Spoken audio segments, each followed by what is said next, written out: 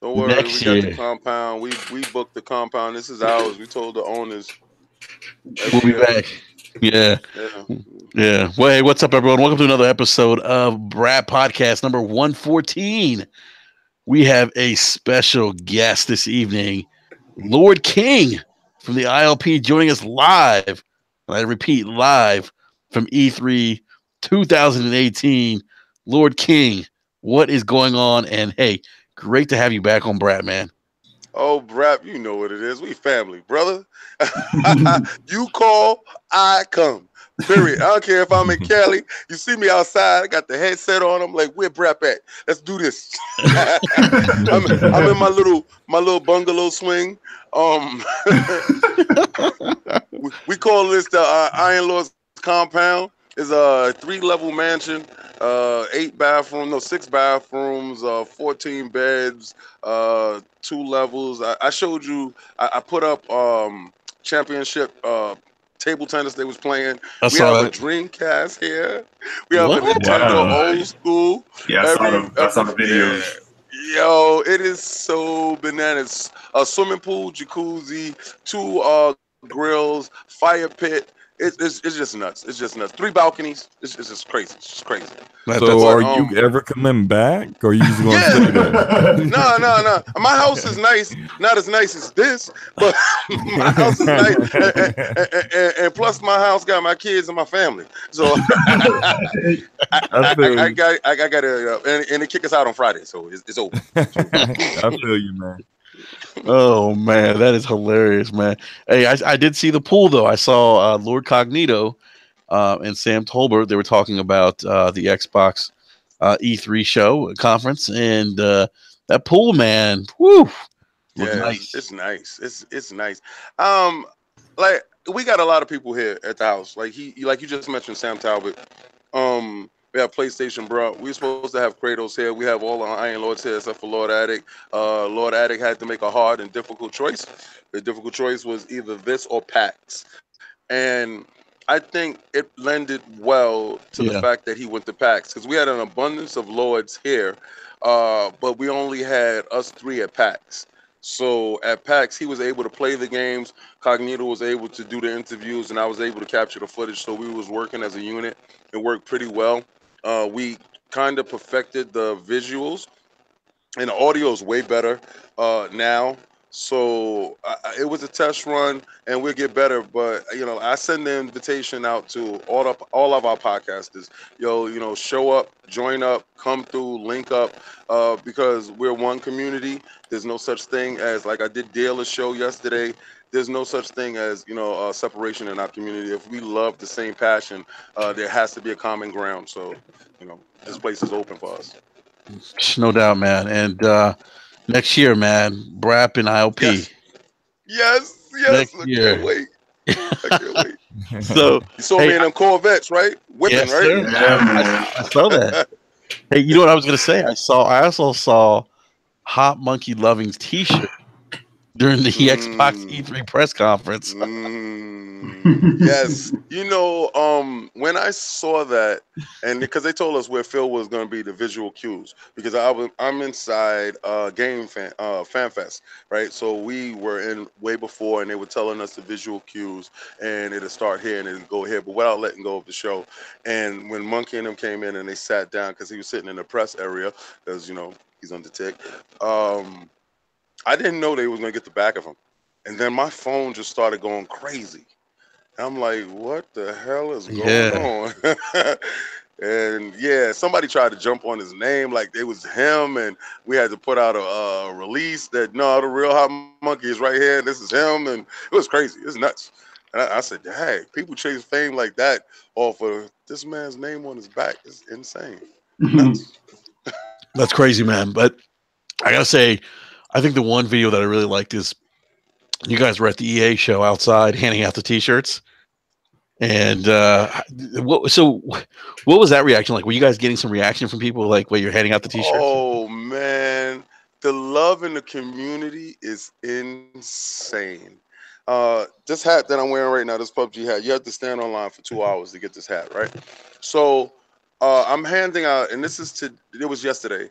Mhm. I'm handing out shirts and I'm giving out cards for people for the raffle because we're having a live raffle on the 18th. You know, 3 winners, 3 free games, and plus I have extra surprises and stuff like that for people that I'm bringing back from E3 that they can get. And a guy on the line said, "Oh, King David, you gave me a shirt at EA Play. So you had EA Play. Oh man, thank you." He's like, and I was like, "Yo, you a PUBG player? Catch you playing PUBG later." I said, "I Yeah. probably sniped you." And he was like, "Yo, you want the hat?" And he was like, "Yeah," off his head. Nice. Nice, Yeah, man. and I said, "Oh my God, are you serious?" And he was like, "Yeah, brother, it's yours." And I'm like, "Wow, the community is so beautiful." So the reception is fantastic. And I told them, like, follow, and subscribe so they can know. They can see the raffle because I'm doing it live. I got a little thing that I'm going to do is nice, and they're gonna see their numbers being read off, and I can't wait for those numbers to be read off, and somebody be like, "Yo, I won that," because we handed out 1,000 cards, right? Nice. And Wow. I got more video of me out there hustling, and it wasn't just myself. It was a little Gary out there hustling. It was a hot monkey loving out there hustling. It was whiskey. You saw me with Sam. You saw, we were out there actually pushing the movement. And even after we handed out our stuff, the guys at EA Play was like, "Nah, go to the front of the line. You don't gotta wait because y'all was out here working. Go through." And it's That's just nice. Nice, man. love. Yeah, it's just love. It's a beautiful thing, man. I cannot lie. That's awesome, man. That is wow. That's a great story. Now, did you guys make it to the Bethesda showing? Press No, conference? I had somebody that was in the Bethesda showing, but I had to do a show that evening and I had to do a reaction, so I couldn't make it to this show. Gotcha. All right, because I heard their show last year was like a like afterwards was like this massive party. It's Um, always like They that. do it, They yeah. having yeah, a They do it party. every year. They did it again this year. When I understand right. Yeah. yeah. hmm Wow, wow. Hey, Lord King, any other run into any other celebrities? Any big developers? When Yes. you're out there, yeah. Any? Oh, Nina Christensen. Oh man, I got an interview with her. That's the head of Ninja Theory, and we chopped it up. And I said, I said, being that you purchased by Microsoft at this point in time, um, what is your expectations on the future, knowing that you've made this game on a shoestring budget? They Mhm. said they was literally living from check to check, not knowing if the game would be canceled Wow. or what. Wow. And the fact that the reception of the game was so loud and it spread like wildfire through the community, and then it actually shifted onto the Xbox, and the Xbox people gravitated to it and purchased it. They were taken aback by the response. Then Microsoft approached them with the deal, and asked, I said, "You knew about this deal for a long time, right?" She said, "Yes, yeah, of course." I said, "How was it holding that secret?" She said, "At times I just wanted to burst out loud. Yeah, being purchased by Microsoft." And because with that comes the stability, with that comes that backing. And she said that they are not intrusive because Microsoft has been known to kill studios. And she said that they're giving them their thing. They just do you. I was like, wow. She was like, you know what type of games we make, right? Mhm. He was like, yeah, okay. Like, okay, as I'm signing, bro, you better know. Like, that was good. And the developer for Ori and the Will of the Wisp, the Yes. audio guy, I have a video with him, and he explained that he's the sole controller of all of that. He plays the game with no sound. He does Mhm. a speed run and he does a long run, right? And he has to make audio cues for both type of techniques that they play. And he says he doesn't get a script. He goes off of pure emotion when he's putting the sound to the game. And I said, wow, your ear is incredible. Your visual eye is incredible Mhm. because you almost made me cry in the first game. That's Mhm. why I want to play the second game so much. He's a beautiful people, beautiful people. Nice, man. That's awesome, man. Oh my God, Luca's in the live chat. Hey, Slomo, get your mother in check, man. Oh my gosh. Here we go. Here we go. Here we go. Ooh. Uh, Hey, Hey, when you spoke to Nina, were you able to ask? I'm pretty sure there's like stuff you can't tell, but like, were you able to ask like what they're currently working on? I know what is the other company? What is the other company that they acquired? The big one, the Compulsion. triple. Yeah, Compulsion. I know what they're working Hmm. on. Ah, Oh, word. All right. Hmm. so they're working on a new game outside of We Happy RPG. Few. They're working on Oh, RPG. okay. Now, is this RPG a new RPG or is it I have one? no idea. I was busy being Okay. nosy. Like, I'm not even gonna say that and lie to you. That's the big company, right? That's the quadruple A studio, right? No, that's Playground. Yeah, No, okay, playground, no, playground. no. Playground is not the quadruple A studio. Oh, No, you the mean quad, The the initiative. The initiative? That's what the you're initiative. talking about initiative. with Yeah, those guys. Gallagher. All right, okay, yeah. So it's not compulsion. Okay, no, no, no. All right, let me keep it right. Yo, right. So I'm talking to Tim and Downer, and my interview is with Nina next, right? So they have all the people there, and they Mhm. smoozing and stuff like that. And I was kicking it with Mikey Barra for 45 minutes. That guy is hilarious, absolutely hilarious. But we was at the rooftop party the night before, so he remember me. Um, and I'm overhearing that the initiative guy is talking, right? Mhm. And they was like, yeah, we're having a difficult time with this, but this part is actually working really right. We have the new engine up and running fine, and I'm listening.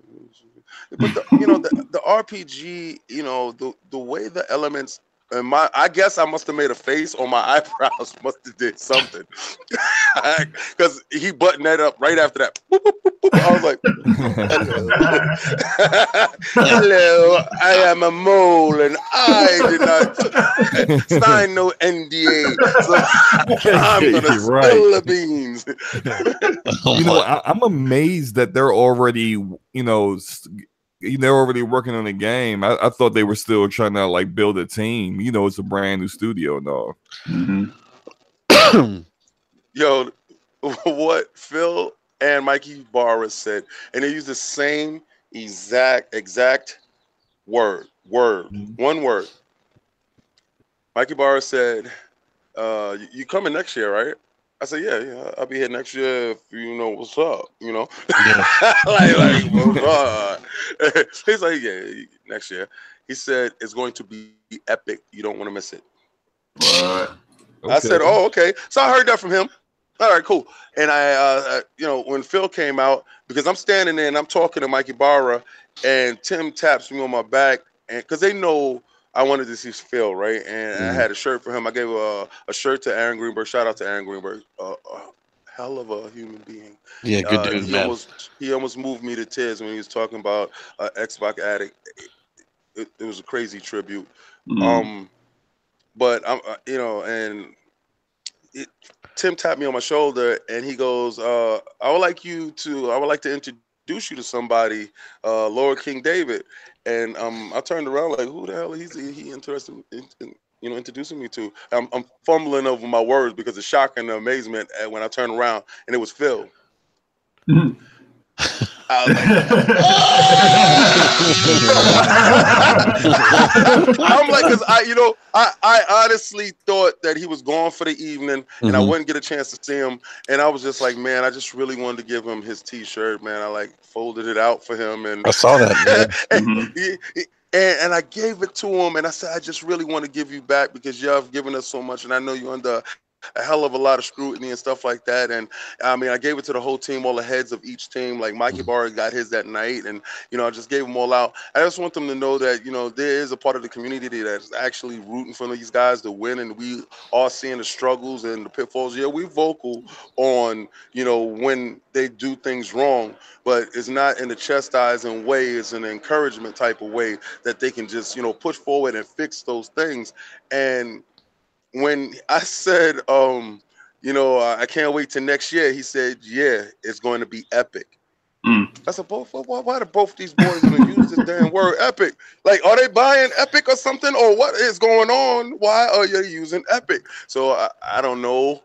Um, But that's my little story, and I can't wait to see what epic means to these three Wow, that's individuals. yeah, that's a pretty strong word to describe next year. I mean, Epic is pretty big, and that could tie into the rumors of Project Scarlet. What we've heard more recently about Phil talked about new hardware. Yeah, there you go. Three Multiple SKUs. devices. Yeah, Yeah. multiple devices. So that could be that could be Epic within itself. That they show that next year, and they probably will if we're looking at a 2020 console launch date. But um, real quick, B Money just joined us. B, what's going on, man? What's going on, fellas? What up? Hey, what's good, man? Not Doing pretty much, good, man. man. You know, here for another lovely Wednesday evening, man. Exactly. No doubt, no doubt. Some more B E3 Money. talk. We got Lord King live from E3. Yo, B Money. Yo. You know this? What up, When I Kane? don't have to go to work at night, I'm here.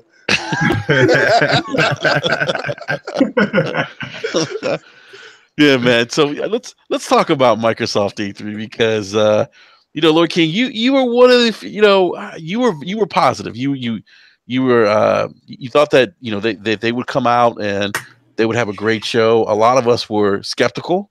Many of us were, I think. And I think a lot of us just wanted to see some kind of roadmap or them focusing on bringing more content given some of the struggles that they had this year with games being canceled and um, the troubles they had with the Xbox One when it launched in 2013 and them focusing on services and hardware and the question was always coming back to content and then they dropped games like Sea of Thieves which some people felt didn't really launch as a game that had sufficient content, and then we get State of Decay, and we State of Decay 2.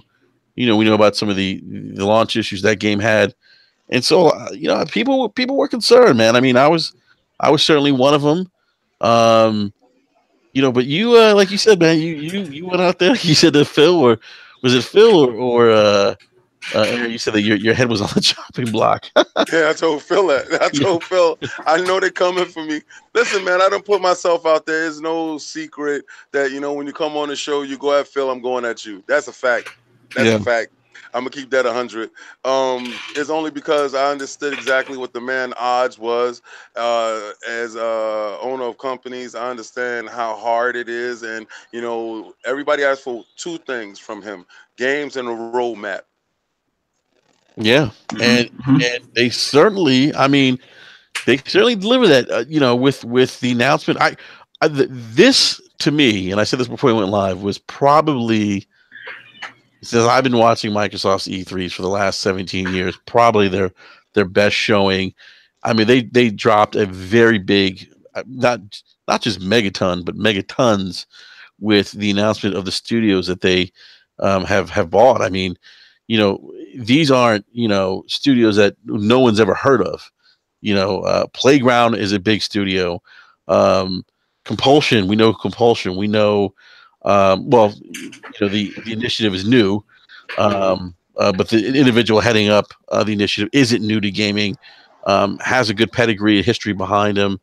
Um, and then we look at Ninja Theory, which I mean, we talk about a great pedigree, great history in terms of making some great games.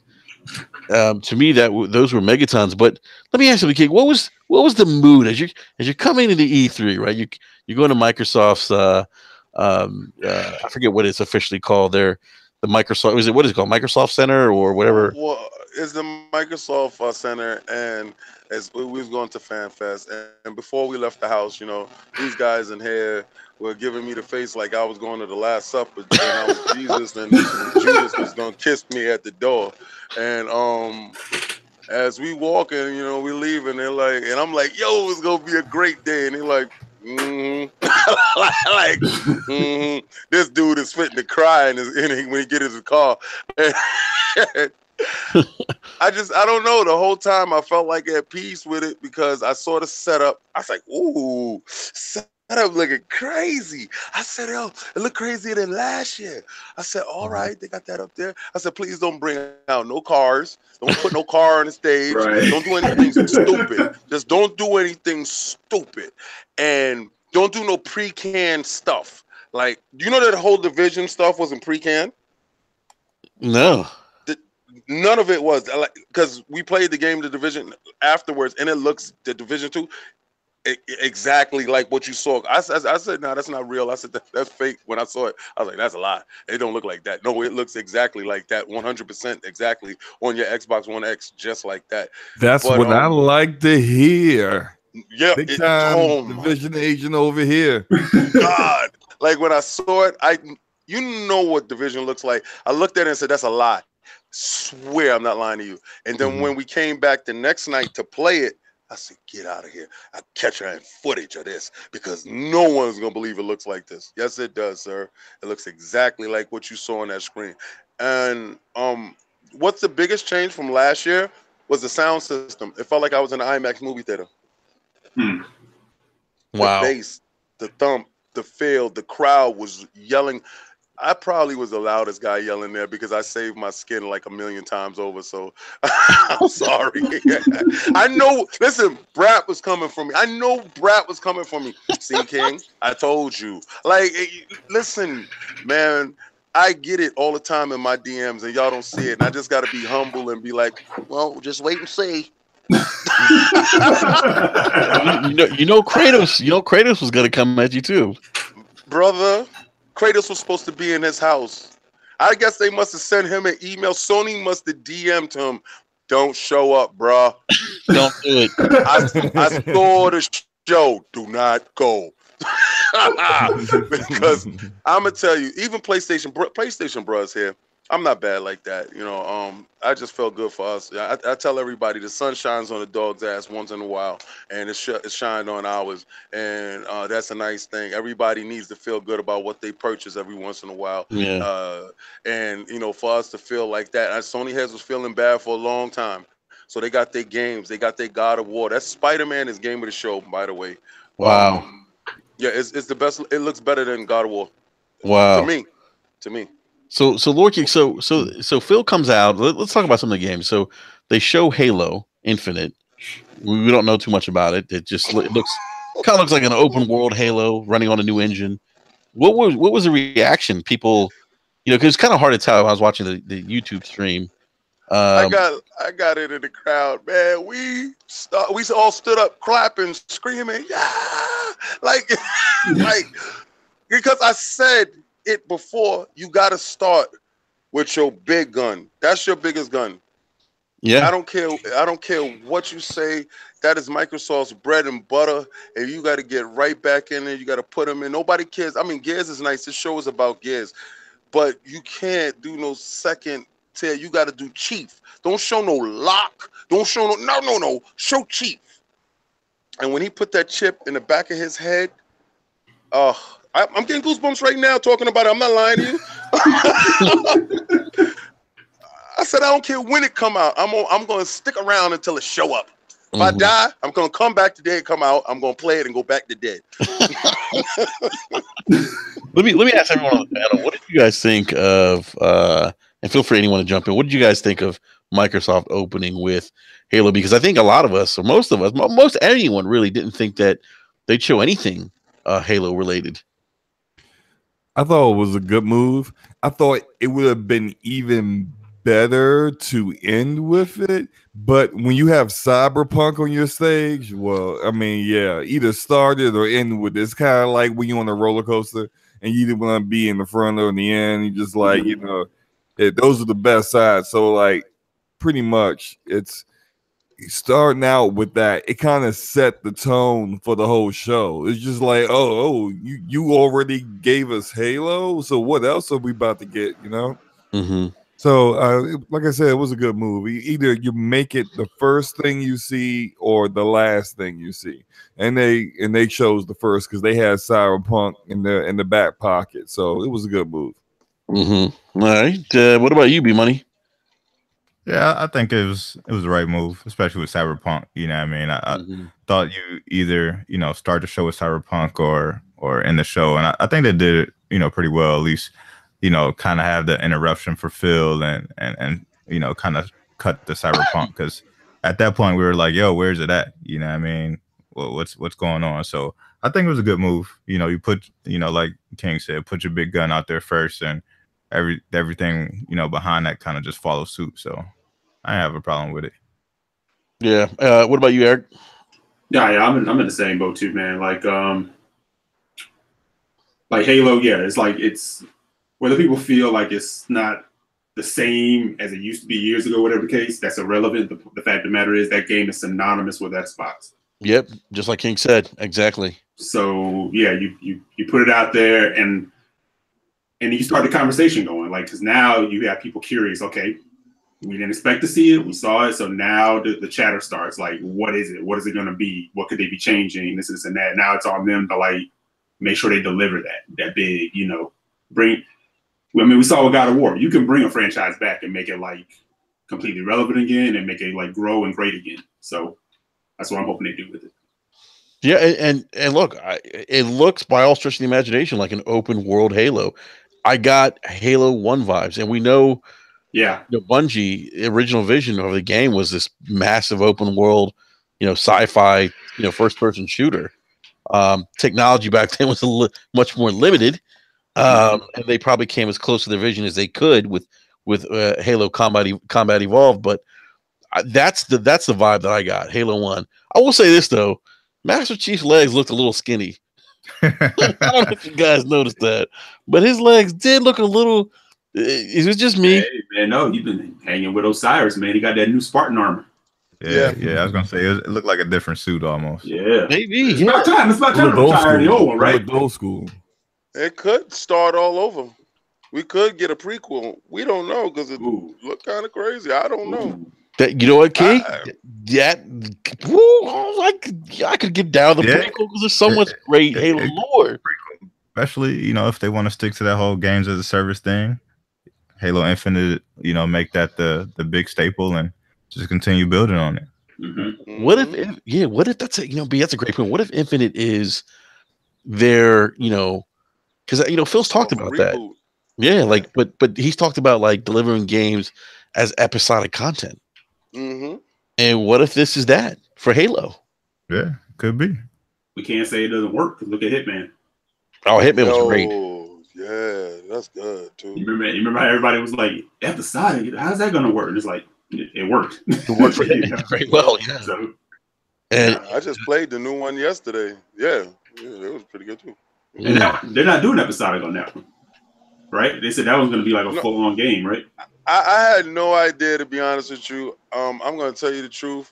Most of the time when I was there, I was capturing footage and getting my fingers on as much stuff I could get my fingers on. Right. So there was like, I knew it said Hitman on the top. I recorded the top. And I said, I don't know if it was DLC or main content, but I was jumping over to Jump Force. Oh, when they did Jump Force, it was a selection of games that had me, bro. Like when Jump Force came out, that is anime fans' wet dream. Like, what the hell? I saw Goku and Naruto in the same. I'm like, I gotta play that. I gotta play that now. Yeah, Jump Force did look good. Yep. No, it definitely did, man. It really did. It caught my attention. It was too much stuff. I said I'm gonna be broke. I gotta get another job. That was like the takeaway from the whole entire E3. I mean, like Microsoft kind of set that tone, but the whole E3 was just like one after the other, just like game after game. I was like, all I was thinking was like, damn, time. There's no time and the money. Yep. I got to get a cloning machine, clone myself, so I can stay home and play the games and put my clones to work. Y'all got to go to work. Y'all got to get out of here. I think about that all the time, man. Especially after playing Detroit. Yeah, the other thing, and so look, let's just get this off the table right now. I'm going to ask everyone who had the best E3 press conference. Lord King, we'll start with you. Who had the best E3 press conference? You want a number score? Yes, give me a number score. All right. Nintendo gets a 2. Woo! Um, We'll get to Nintendo later on. yeah, Nintendo gets a 2 because they stayed too long on Smash Brothers and they didn't have Yes. enough to show, and they did a deep, deep, deep dive into like Smash Bros. I did not need to know everybody's special move, so the room was filled with people and they left.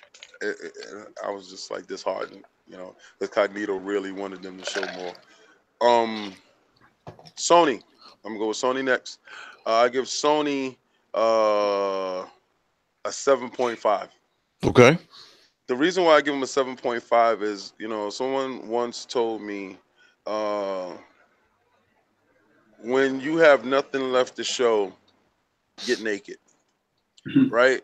And I felt The Last of Us was a complete, beautiful story. And I felt they had nothing else to show, and they needed The Last of Us 2 because some execs was probably asking for it, and they need this bread. And the brutality level in that game is way overboard, but it's go hard or go home. And the level of brutality is, it's going to get an R. Kids, you're going to segment that to it. And they started off with the narrative: adult games for adults, made by adults for adults. I think it's risky, but that game content alone is in the jarring and in the nature that it was, kept them in the ball game, even though their presentation sucked really bad.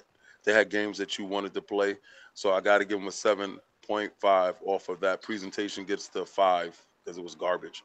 Um, Microsoft, I give them an 8.9 because they had to pull themselves out of the dirt to get to where they at. Presentation alone was a damn 7, and the game part, because they really brought the games, but a lot of it was multi-plats. So yeah, All that'd be right. 8.9. All right. All right. B Money, what about you, man? For me, I think Microsoft gets an 8.5. I think I think they overall they had the best presentation. You know what I mean? As far Mhm. if you're just looking at show for show, you know what I mean? If you want to sit down and watch something and say that you're going to enjoy it, Microsoft had the best one. Um, but I think the one thing that kind of keeps me from giving it a higher score is just they did have the big announcements for studios, but I didn't feel like they showed us enough new stuff from first party content standpoint. Gears 5 looked amazing. I mean, we got the Ori announcement. A couple other Gears games and things like that, but I was just looking for something else or looking for them to bring something back. They Mhm. showed us the Battletoads thing, but it was literally just like Nintendo showing us the JPEG for what I mean, Metroid Prime. It was nothing there. You know what I mean? So Mhm. as far as that's concerned, I got to give them an 8.5. Similar to what King said for Sony, 7.5. I talked about this yesterday on the Brat rant. I felt like what I mean, both companies, you know, they both they're waving a white flag for this generation. They know that this generation is over, and both of them are going in different directions for the next generation. So Mhm. Sony showed what they had. That's all they got. They showed what they had and got up out of there. You know what I mean? Nintendo, I would probably give them like a 7. A lot of people said that they spend a lot of time on Big space, man. they spend a lot of time on Smash Brothers, but that's what they do on all the directs. Like if Yeah. you look at any of their directs, I whatever don't. the big game is, they always do the Yeah. deep dive. Mm. You can go back and watch any direct since they've been Mhm. showing it. What I mean? Whatever the big game is for that direct, that's what they do the deep dive on. Yeah. Regardless of whether you like it or not. I mean, that's what they do. But like that Met game that they showed off first, that game looks pretty good. What I mean? It's from the guys who worked on Armor Core. You know what I mean? So that game is gonna have some pedigree. And plus, like you just give Nintendo the nod just because they you already know you're gonna see like 2 or 3 more directs the rest of the year. So like they're gonna have more content compared to the stuff that Sony or Microsoft puts out the rest of the year. So I give them a 7 for that. All right. Everybody else, I mean, was pretty trash. Like Bethesda show was trash. Ubisoft show was all right. EA shows was trash. So like most of those Yeah, shows don't even, they don't even rate. Yeah, that's deserve why I like a didn't go into number. them. Yeah. That's why I didn't do it. Eric, what about you, man? Yeah, I fall pretty much aligned with where King and B Money are. If you're going to talk just on show presentation, yeah, I think Microsoft definitely, I give them an 8.5. They definitely put on the traditional E3 show. Like, this is what we got, you know, boom, boom, boom, boom, boom, one after the other. But I kind of agree with B as far as that. You know, a lot of it was multi-plat. The excitement came around the studio announcements. So if we're talking like on foundation for future, they pretty much answer a lot of what people wanted. They wanted, you know, something of, they wanted to see the fight. They wanted to see, do you still have some fight in you? You know, and I think, yeah, they showed that, right? I still think a little bit more of a roadmap could be shown, like what will be coming beyond, you know, the games that we do know about. But, you know, hey, you know, I'm sure more of that will be laid out. You know, the big thing is like I said, they did answer that, you know, we're here to fight, we're here to provide, we hear you, we're listening, right? So yeah, 8.5 on that. Yeah, Sony, I'm sure if you were in attendance, that show was something. But at home, I was just like, yo, like, what's going on right now? What just happened? Mm-hmm. Right? True, The Last of Us 2 is going to be one of their biggest games, but I kind of think they went a little too overboard with how they wanted to present that. I didn't think it was necessary to like build the church and then move everybody and then have people at home kind of waiting with like the lame intermission. So I give them, yeah, about 7.5 around that. Because the second part of that, it was like, if we're going to talk about what we show up for, we show up to talk about games. And they had the games. They had the high octane when it came to that. Because pretty much everything they showed, even though I have questions still about Death Stranding, but every game that they showed, I want to play. We'll get to Death Stranding. Yeah, we're going to get there. We'll get to that again. But yeah, but like I said, that's what I put out on Twitter earlier. I said, you know, they both had good shows, but for different reasons. Yeah. Right. Yeah. Right. And different philosophies and different directions that they had to go with it, right? Mm-hmm. But ultimately, like B said, both of them are basically saying, yeah, this guys, whether you want to admit it or not, this generation's coming to the end. Yeah. That's a good point. Microsoft is shooting the, you know, they're in the gym getting ready to try to hit it, you know, hit the next school year. And Sony's sort of like the senior that's like, yo, man, I'm done with all my testing. I'm about to cruise. Right. I'm chilling. I'm cruising to college. You know what I'm saying? Yeah. Nintendo, I'm with B again on this. Like, I didn't sweat too much because Nintendo doesn't really look at E3 like how everybody else does. Mm-mm. You know, for them, the entire year is E3. Mm-hmm. You know, how they do their directs. You know, they could bring a direct in a couple of months that's bigger than anything that they did at E3 because that's how they look at the philosophy of delivering their content. So It is what it is. You know, if you're a Smash fan, I'm definitely sure you were hyped by it. Mm-hmm. I kind of put it on cruise control, was kind of watching, but I'm like with King too. I'm like, damn, they're gonna show every super. You know, like, you know? I'm like, they left no mystery unturned. For real. But yeah, so, and you know how everybody else falls. Everybody else's presentation was in the basement. Like, we don't even need to talk about them. So. Wow. All right. Slow-mo, what about you, man? Well, I'll start with where I thought was the best show, which is the Microsoft Xbox show. Wait. You told me you thought Ubisoft was. No, I did. Yes, you did, man. I'm like, yo, did you see my face? I was like, hell? I did. Look, I enjoyed some Receipts. Ubisoft games, but I did not say they have the best show. They lost their ability to be best show when they did the Flash Mob, Panda, and whatever that was for Just Dance to start their show. That was like, I mean, I just, as soon as I saw it, I was like, oh my God. The whole trials thing. Mentions are going to blow up now because people will be like, is this your peoples? Is this what you know? But no, Microsoft, I give them an 8.5. 8.5 because I wish they had more exclusives to show, and then unfortunately it's just not, they don't have those yet to show. But I still I know they're working on some stuff, and I wish they could have just been like, hey, we're working on Fable right now. That'd been good for me. Like, excuse me, you don't have to show a trailer, you don't have to show gameplay, just tell me Playground is working on Fable, and I would have been at home like, ah, see that like that would have been enough for me. But like they didn't, and I don't know why they didn't mention those things. That they're pretty sure they got their reasons, but that would have pushed it to a 9 to me. I gave it 8.5 because there was nothing bad about the show, and the biggest thing about the show to me, the biggest win for any of these companies to the show, to any of the shows to me, was their reveal the five new studios they have. Because out of anyone who came into E3 to prove something, Microsoft proved more than anyone else by doing that, because they just completely killed the narrative that's been going on for years. Killed it. Completely. Like, no one can say anything else about them not being committed to gaming, not being committed to console market, and not being committed to first party. All that stuff is dead. And so that was perfect. And I give it 8.5. Sony, while I was on the podcast yesterday, I said I gave them an 8. I'm gonna go down to 7.5. And then the reason why I'm going down 7.5 is one, their games are awesome, and I think they showed the best games in the entire in the entire E3 conferences. They showed the best games. Ghost looks awesome. Spider-Man is a day one cop for me. Last of Us 2 is a day one cop for me. But Death Stranding, look.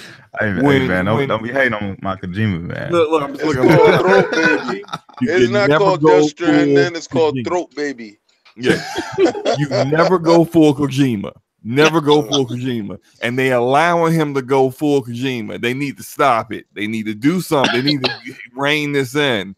But hey, look, that plus the crazy presentation, just like, all right, you showed the first game. I'm like, okay, that was pretty good. What's happening? What we doing? It's a package delivery game. You working for UPS, and you got to drop off dead bodies and babies. Exactly. I told you one last apocalypse. FedEx man is what Norman Reedus is. Like, what is happening here? Is this what you paid Kojima to do? I don't think so. I told everyone he was selling snacks. and then look, you got Call of Duty. You got Call of Duty that's only going to show up on your stage, and you just show a trailer of a bullet. Come on, what is this? Why am I watching a dude play a banjo for 5 minutes? This is a dude playing a banjo longer than your Call of Duty. Call of Duty, which, by the way, is going to sell the most on your system this fall. What are you doing? Bad show. Really bad show. But the game saved it. Yeah. If they didn't have them games, that's the worst, to me, the worst show on E3. If they didn't have those awesome games. Oh my goodness. So it almost felt like how they would do PSX. Huh? It almost felt more like how they would do something at PSX than like E3. Yeah. It's like they didn't really think, and I kind of agree with the narrative. Like, they're getting a little complacent. They're just kind of like, hey, we in the lead. Let me stretch a little bit. Let me sit back. We'll just do whatever. Hey, that guy with the banjo, let him out there. Let him do his thing. Hey, that dude with the flute, I love his hat. Let him do his thing too. Just wait. He was at E3, right? The hat flute guy. Yeah. He's at. You can take a picture with him. He's there. He got the whole get up down. He's flute hat man, and he's in there. And I just looked at him and said they rented him for the whole week. Was he like a homeless dude that was outside E3 playing his flute, and they walked by? I was like, I think these composers, these artists were from the game. And I know somebody's going to sit here and go with this crap, this narrative. Well, it's Archie and you don't get it and it goes over your head. And I had to tell one guy, because he was like, you don't even know who the banjo guy is. I said, I really don't give a damn. Yeah. I said, let me be honest with you. I came here to see games, not see a dude play a banjo. Put the guy behind the screen, put the game first, and play the banjo in the background, and we don't see you, and just let us hear the music and let's see the game. I don't care about the banjo, dude. And you know what? And sometimes I wish I could be like in the planning room to kind of hear how they like talk this stuff out. Like, this is what we're gonna do, okay? We're gonna put everybody in a church, right? Everyone in the church, and then we're going to let this guy play a banjo for 7 minutes, 7 full minutes, all banjo, and then we're going to show The Last of Us, and then after that, we're going to make everyone get up and go somewhere. What? That should have been immediately like, great idea, Craig. Banjo. Don't talk anymore. That sounds exactly like an intern came up with this. Great idea, intern. Go get our coffee and shut up. Like that should have been the reaction to that. Hey, let's be real. The intern was probably telling the boss, like, hey, not for nothing, I ain't want to say this inside the meeting, but you might not want to go. You might not want to go this way. Bad idea. Shut up. Like he said, shut up, intern. Listen, I know for a fact somebody raised their hand in their meeting and was like, this ain't how we normally do it. Like, I know I'm new here, but I don't think we do it like this. Like, this is not a good look, bro. And I know Craig came after the show, was like, told you so. Told you don't do that. Oh my goodness.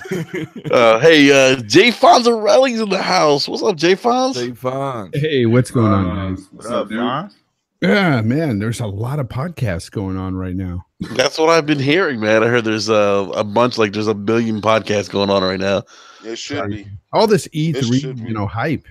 So it's good to see. Good to see some gamers happy about some stuff. All the negativity can go to the wayside because I don't give a shit what people say. I think this E3 was awesome. I had a lot of games I'm looking forward to. So fuck the negativity. No, I go. There you go. B Money, I said it yesterday. Like, this is probably one of the best E3s I can remember in recent years. Yeah, it has been. Yep. Yeah. Regardless to what, we got games on top of games, and if you got a time to complain, you wasn't watching a lot of games. You just get yourself to the television and figure out what you're gonna watch next. That's all. Yep. So Fonz, we were actually I was going across the panel asking everyone to kind of give a score to the conferences. Slow-mo, did you wrap up with scores, or do you? I'm sorry. 7.5 for Sony. Mm-hmm. I'm gonna give a 4 to Nintendo because I was at work and I was trying to watch it on my phone, and it was so boring. I almost fell asleep at my desk, and I'm trying now Nintendo about to get me in trouble at work. So you got written up at work? No, I ain't. I was about to. I'm about to fall asleep at this boring conference. I'm like, this is a 4. Sorry. So, Nintendo fans, I'm sorry. I wasn't feeling it. And then all that spent way too much time on Smash Brothers. I know Smash is awesome, but come on. Like, can you move on to something? Do you have something else to show? Please. Like, do something else. So there was that. And I think for out of the top 3, the platform holders, I think Ubisoft had the best conference that wasn't, Sony and Microsoft. Is that a surprise? Is that a surprise coming from you? I mean, come on. No, it shouldn't be a surprise. No, exactly. He heard Division 2. He's like, oh, wait a minute. The Division 2, man, that is my game. I can't wait. Matter of fact, I can't wait to play the new update for Division 1 for tomorrow. You signed up for the new beta? Man, I signed up for the beta before the trailer was over. Okay. Jesus. Right. Yeah. He was number 1. I'm number 1 in the list. Oh my god! They got an update coming tomorrow for the base game, which is pretty cool because it's got some content in the first game where you complete that content. It gives you rewards for the Division 2. So yeah, it's incentive to go back to the first game. Plus, the content for the second game is free for the first year. Man, Destiny better watch out, man. Yeah, Destiny better watch out. That was a lot of things that you took away from a lot of those games who are supposed to be the Destiny killers is that a lot of their content is gonna be free. So Bungie better look out, man. Yeah. They don't have nothing to worry about. If you play that Forsaken, I'm gonna tell you something right now. I got a chance to play Gambit. They got Wow. nothing to worry about, bro. Like I'm talking about, they only gave us a snippet. They gave us Gambit only to play. I'm talking about the feeling of jumping through that portal and going over to the other side and starting hell on somebody else's side. It is nothing like it. The mischievous level that you achieve, the satisfaction of killing somebody when they're fighting an NPC and you just sneaking into their world and you're doing damage. You're highlighted red. Your whole body is red when you're on the other team side. And you're just doing hella damage to these people. And they got to get you out of there. And they got to put these little orby things into this container so they can get to your side. That is so much fun on such a primal level. This is Destiny, right? Yeah. Listen, trust me.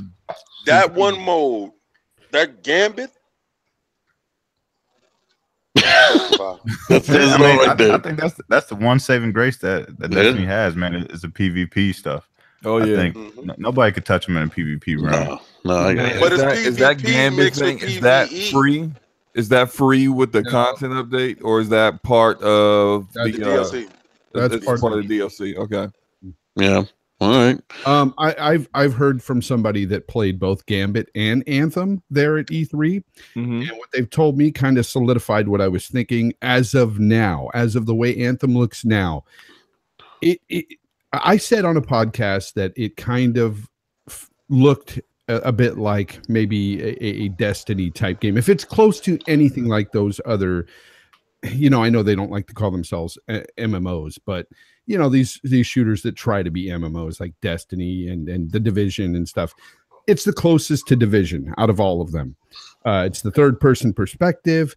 The shooting mechanics are pretty generic. Like I said, that's what my friend has told me. And he said that while the flying around and stuff feels great, there's no real, it's just a little slice of the game. So there's no real story narrative that they were given or anything.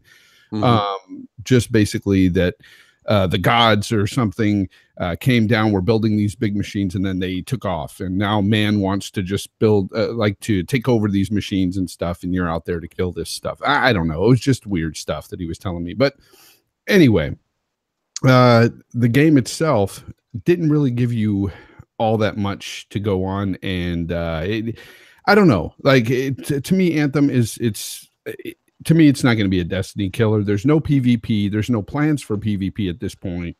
Yeah. And that's a huge part of those type of games, in my opinion. That's what keeps those games, people playing them when they're dry. Because there's those dry spells in between DLCs. And without PvP there to fill in the gaps, what are they going to do? That's going to be kind of a tough sell. But that aside, you guys were talking about the conferences and stuff. I think that I look at it a bit different when I look at EA, Ubisoft in comparison to Microsoft, Sony, and Nintendo, because EA, Ubisoft, these guys, they're just showing their own games. And basically, they'll show stuff that's not coming out for the next 3-4 years. Who knows? Like that Elder Scrolls 6, you're not getting that anytime soon. That's not coming for a long time. Hey, what about Beyond Good and Evil 2? That too. Next gen. Those are next gen games. But here's the thing. The reason why I say that I separate them is because those companies like Sony, Microsoft, Nintendo, they're showing all games, everything, and that's what those companies embrace on their stage is gaming. Period. Not just exclusives. People, stop with that bullshit. I'm tired of hearing that. It's about all games, and when these companies showcase these multi-plats that everybody likes to call it. Look, it's a video game. It's going to be on their platform. Sure, it could be on the other platforms as well, but it's still being shown on these stages, and we're there to embrace these games, not there to just tear down a company because they're showing games that's going to show up on another console. Who cares? Who cares? Honestly, if you're going to go down and really look at the shows on a presentation level, Sony's was trash on a presentation level. They had fantastic games that saved their conference. Fantastic. 2 of those games that they showed are on top of my list. You know, Ghost of Tsushima is fantastic. Man, that game is on my radar big time. Number one on my list for the whole entire event. The Last of Us 2 looked incredible, but their show was trash. And all the other shows, so like I said, EA, Ubisoft, all of them, they're just developers. They're showing whatever they got. It is what it is.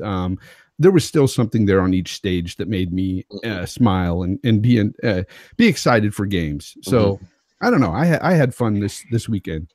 Yeah, no doubt, man. So J Fonz, how would you, what number would you assign a score to the conferences like Microsoft, Sony? I'll just give you a Microsoft and Sony. Microsoft, I'd give a 9 because I thought that the pacing was excellent. The games they showed were very diverse and they appealed to a wider range audience, which is good to see on their stage. And I loved the messaging that Phil Spencer brought about, talking about how they are going to be bringing these new studios, be bringing games and stuff. Sure, it's all set up for next gen, but I liked the messaging. Okay, it told me they were committed to gaming, and I liked it. Sony, like I said, if it wasn't for those games, oh my god, I would have gave that a -5. Okay, whoever told them that building one stage and then doing an intermission to move everybody to another stage, whoever told them that was a bright idea, fire them. That didn't go over at all. It did, even to the people that were there, you could tell they did not like that situation at all. Right after they showed The Last of Us, honestly, go back and watch it. They're not like enthused or the setting piece that they're sitting in didn't add anything to it. They're not sitting there going, wow, this is great that we got to move. No, they're just irritated. Shit, I got to pick up my stuff and I got to move now. That's what they're thinking. To me, it was just a lull in the show for them to go to an intermission, to go to those guys who look like they should be baristas at Starbucks talking about, these games and stuff. And I just thought it was bad, but you know what? The game saved it. I give them a 7 because the games were phenomenal. I loved seeing the gameplay. So that's what I give it. All right, man. Well, let's see. I'm going to start with Microsoft. I'm going to give them a 9. As I said, this to me is their best conference that they've ever put together in the 17 years of watching Microsoft conferences.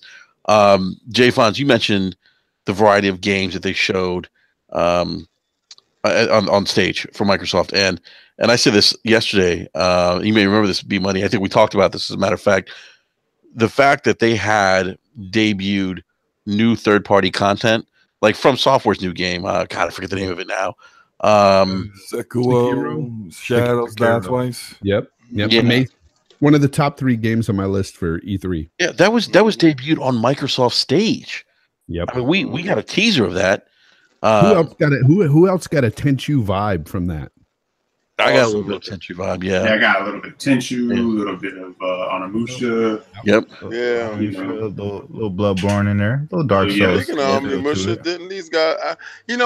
I'm sorry, but the fact that somebody leaked out in the beginning that Devil May Cry was going to be on Sony stage, and when it showed up on Microsoft stage, I damn near wet my pants because I said that was the biggest curveball that I did not see coming. Besides a lot of the stuff that they showed, but that one I would have bet dollars to donuts that it would have been on Sony's stage, and I don't think people understand how huge that is. I mean, of course, Capcom put Resident Evil over there with Sony, and in the beginning, you just really didn't know what the hell was going on when you were a rat.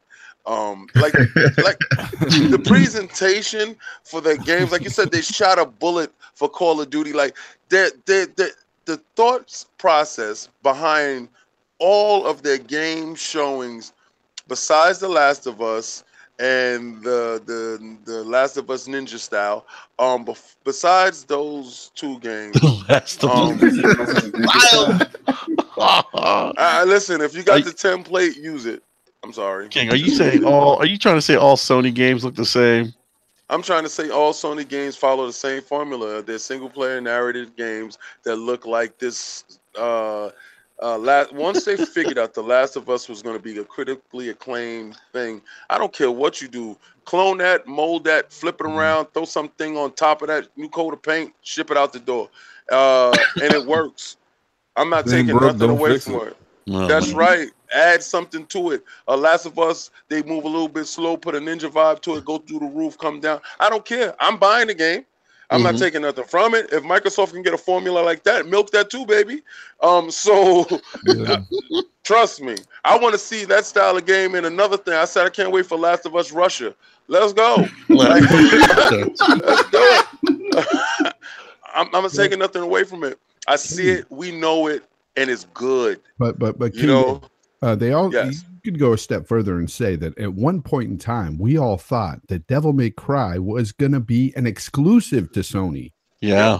Mhm. Yep. Well, and that's why I bring up the third party stuff for Microsoft because, for them to have Capcom come out stage, debut Devil May Cry 5, and then debut From's new game, it speaks to this point that developers, third party developers, look at the Xbox still as a viable platform. If they didn't think that the Xbox One was a viable platform, we wouldn't have seen those games being debuted on Microsoft stage.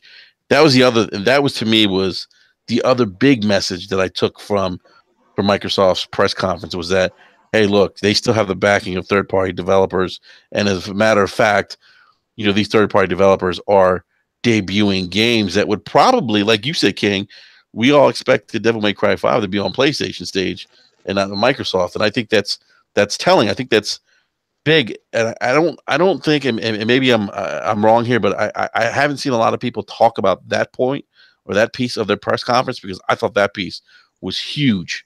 I thought it I was thought it huge for was them. even bigger because these are Japanese companies where Yeah. traditionally they don't really back Microsoft like that. Besides the Blue Odyssey, Blue Dragon, and those games that we went out there and purchased, with what was that, Miss Walker and those companies. Besides that stuff, it's really been feast or famine with Japanese stuff, Hmm. and Sony has been getting the most of the meal. So really, it's like it tells that they're building bridges over there, and these people are looking and seeing that it's a viable, outlet for their games, and they're subscribing to it, and they're walking down the same street with Microsoft, and it feels good. What Yeah. about what was huge to me too is the fact that they just reaffirmed their partnerships with Ubisoft and Bethesda with putting their games in Game Pass, and I know they're a little older, those titles they put in there, but still, those were big games. You got ESO in there, you've got Fallout 4, you've got the Division. I mean, that is a start of something. I think that maybe in the future we can see games coming in, maybe day one at one point in time, but I don't think anytime soon, but I think this is a start, and it's what people really wanted to see. Remember, a lot of people were talking about, hey, Game Pass would do well if they could get some third party love. Well, they've got some there, and Yep. I think that's huge. It's a huge step. Yeah, and you know what, Fonz? Besides those games being older, they're quality of life games. I mean, Yeah. those are games that people can always go back to and play if they haven't played them already. I Yep. mean, it doesn't matter when Fallout 4 was released; it's still a good game, um, despite the ham faces and stuff. But it's still a good game. I mean, Division's old, but it's still a good game. Well, it's a better game now. It sounds like they fixed the bullet sponges, Slimmo. Is that? Hmm. And Yeah. Yeah, ESO was still being played, so I mean, yeah. Yep. But yeah, I mean, they, like B and I talked about on yesterday's Brap Rant. I mean, for me, this is the aggressive Microsoft that I wanted to see. This is the aggressive Microsoft that I remember when I went out and bought an OG Xbox and they came out swinging, and they did. And I think a lot of people don't remember that. Like I brought this up a million times now. That console, the OG Xbox, had Ninja Gaiden as an exclusive. I mean, think about that. They had so many great games on and I mean at the time the PlayStation 2 was just this juggernaut. Killed it. But Microsoft was so aggressive at building relationships, spending money when they needed to. And this is the Microsoft that I wanted to see. And I think that for me at least, that we saw that. We saw can them we with it. just And can we just say getting the marketing rights for Cyberpunk 2077 is huge, huge. Yes, that's big for them. And the reception that I've heard from people who have seen it, that it's like a combination of The Witcher 3, with the driving mechanics of GTA, with I forget what else someone compared it to, but it sounds like it's going to be a special game. I saw some pics that were released today, and man, and along with some information, and the game just sounds and looks so damn good. I cannot wait to see more of this. When there's a closed beta released, I'm signing up. Signing up. Yeah, no, definitely, man. But yeah, I mean, they best of show for me. I gave them a 9 out of 10 from Microsoft. I hope, like Phil said, like you said, King, that next show is epic. Hopefully, they build off this momentum in the next couple of years, and I'm kind of on the same fence with you guys with Sony. I'm going to give them an 8 out of 10. I think the presentation was not up to Sony's, what they've typically done for E3. The whole church thing, I understand what they were doing. Like we all were like watching it, and we're like, "Oh, this makes sense now." When they started showing The Last of Us, but then it just when they got through with The Last of Us 2, it's almost like, oh, and it just kind of took the air out of the show. Yeah. And then they come back and they have Flute Man on stage for like what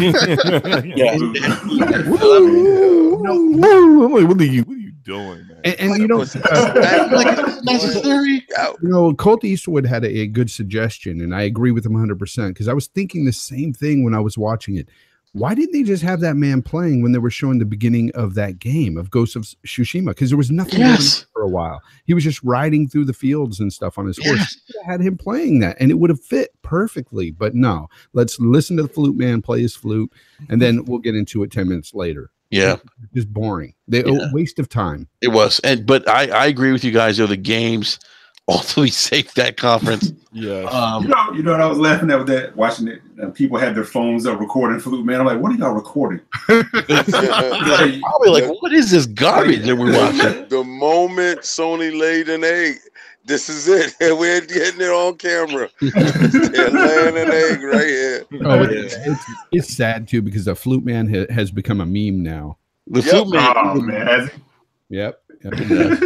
That's terrible. Put some stink on it. Yep. Have you guys noticed though that since Adam Boyes left PlayStation, every one of their E3 shows have been on the downhill? They have taken a different route. Yeah, I see what you're saying. Be like, they typically have these big, what I would consider traditional E3 shows. Now they become more spectacle than show, if that makes sense. Yeah. Oh, did anybody mention the fact that when Microsoft showed Gears 5 that the gameplay within that trailer looked amazing? You know what? We even talked about Gears 5. Wow. I mean, and we talked about this, Eric and B, that we thought with Gears 4, and I think a lot of people felt this way too, that they should have gone with a different protagonist, maybe not. They should have cut the umbilical cord from the previous Gears games, and they didn't do that. And maybe that was a missed opportunity, but it looks like they've done that now. Yeah, it looks like you're going to be playing as the girl. Yeah, people don't give anything away, but the story how it ended and everything, it makes sense that you're playing as her. It was her story from the beginning. Complain from that but when they did Gears Judgment. People didn't like that, and I actually love that game.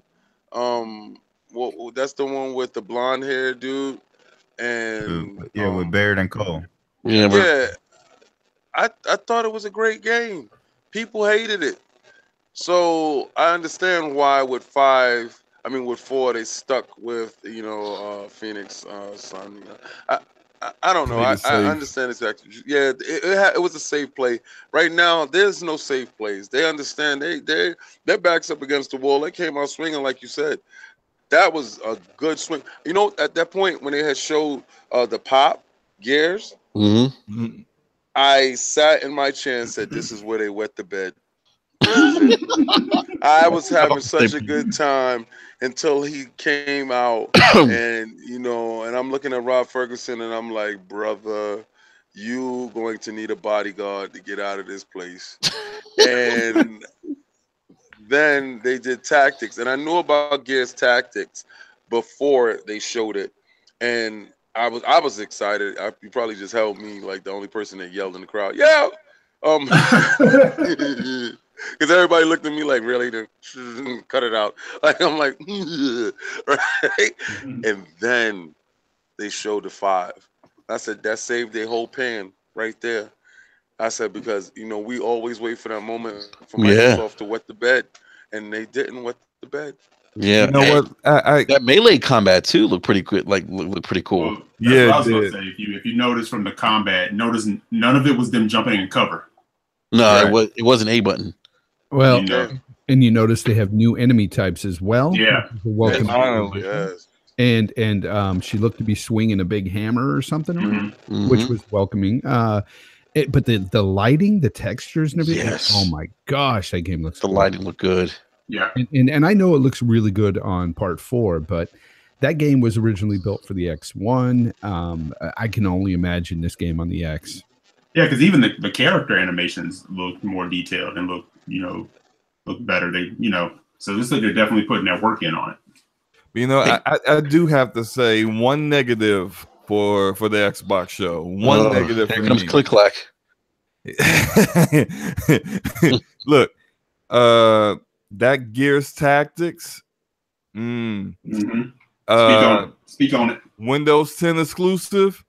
I'm not cool with that. Not cool at all. Like I'm really not cool with PCs getting more and more exclusive from Xbox, where it's not the same, the other way around. I don't know what the explanation for that is. I haven't seen or read any reasoning for it, but I don't like it.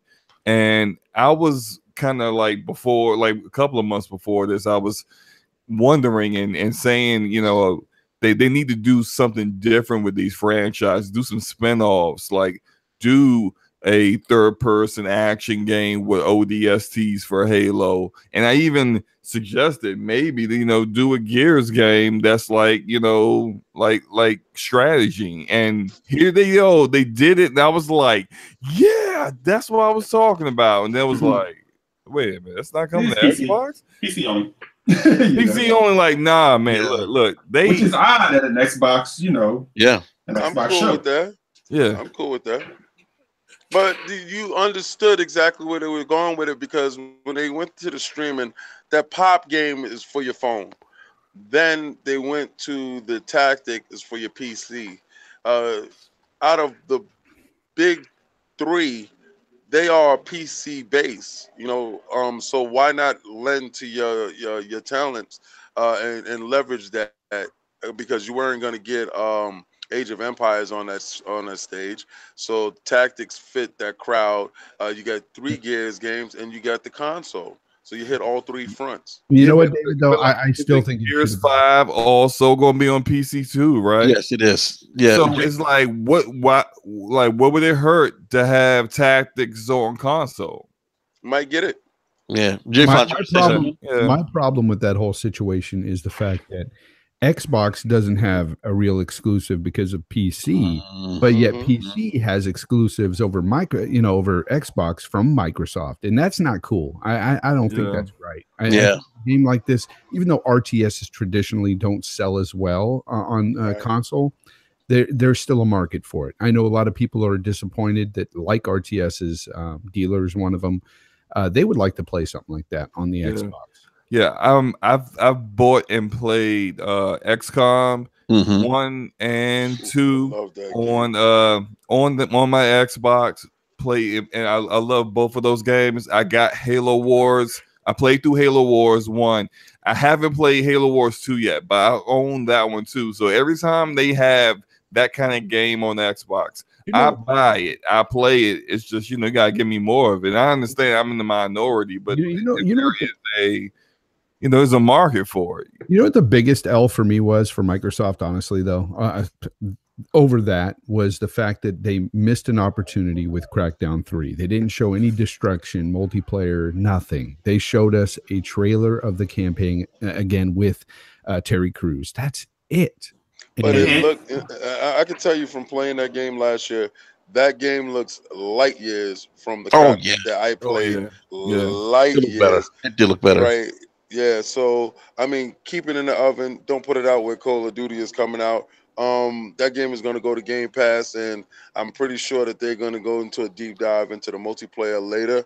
I think from showing, if they'd have showed that game again, because okay, two things that they couldn't do with that game is act like it don't exist because they would have really thought that the game was canceled, Mhm. and uh, show it in the same state.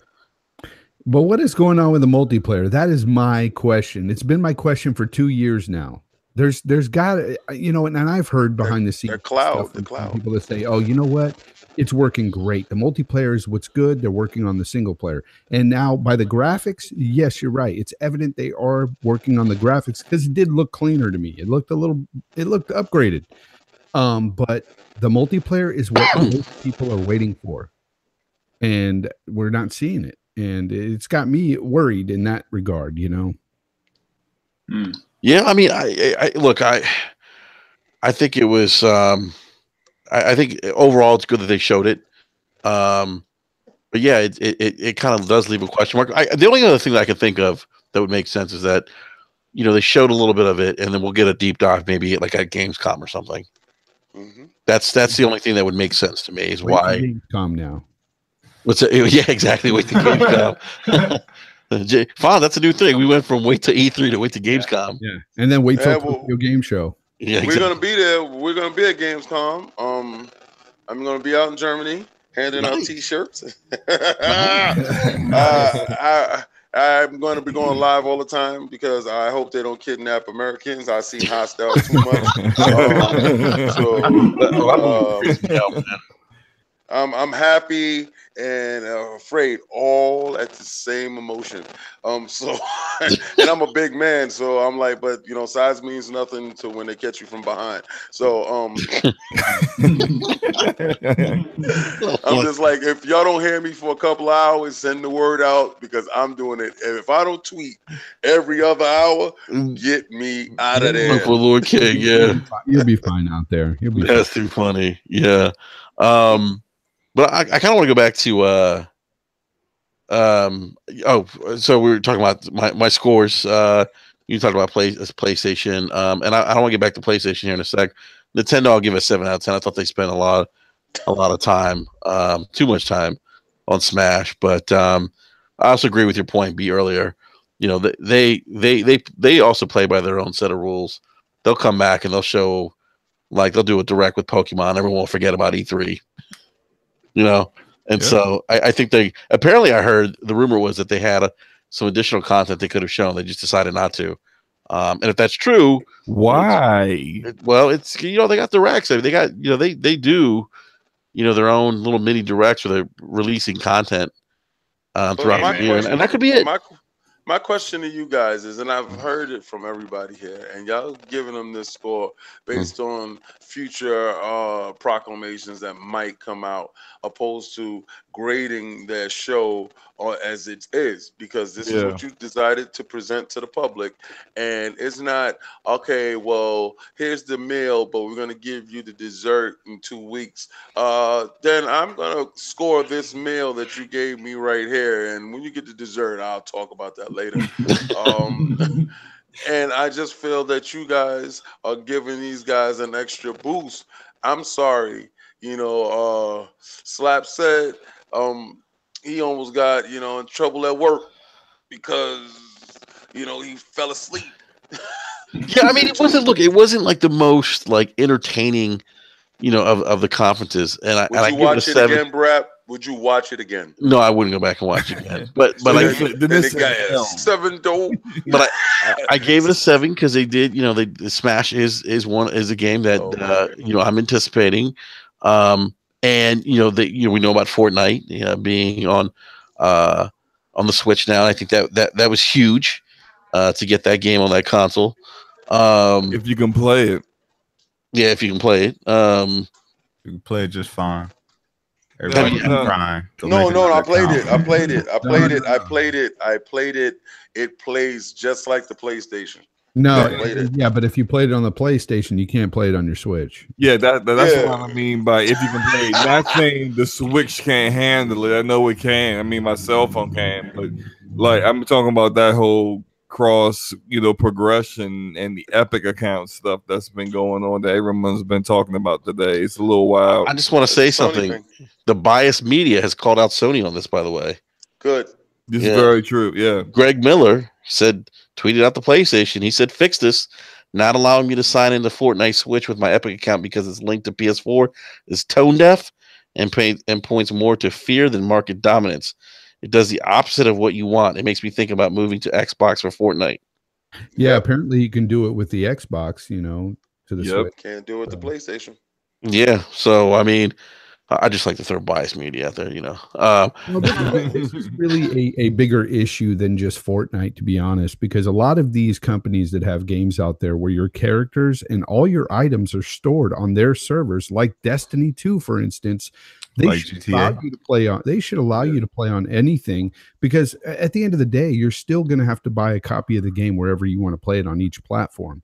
So it doesn't really do Facts. anything but cut off some of these gamers out there from actually buying another copy of your game, because I know a lot of people out there that want to play with their friends on all the platforms and they can't. Mm-hmm. That's Yeah. J Fonz. That's a great point, and that's kind of been the argument for crossplay. That take a game like Destiny, that it would actually benefit the developers, publishers in the long run because people would go out and buy multiple copies Yeah, but of their games because it's not even crossplay necessarily. It's just about letting you take your character over to the PlayStation and play with the PlayStation crowd, and Mm-hmm. you be able to take that same character to the PC and Xbox, all of that, and you should be able to do that in theory because, like I said, it's on their servers. It's all stored there. It's not on your console. It's with them. Yeah, I should be able to take my 2K My Player from PlayStation to Xbox to Switch. Yep. Yep. Yep. It's anti-consumer all the way. It's something that I think that hasn't really been discussed. We haven't heard much of this situation, and now that this Fortnite situation has come up, that's the first thing I thought of was, well, what about these other games? And I posed that question to Luca. We were talking earlier today, and she's like, you're right. And I put it out there on Twitter because I'm like, look, this is not just limited to Fortnite. There's issues with this sort of thing. We need to, as gamers, I think this is the more important thing to talk about than all the other BS that people like to run with.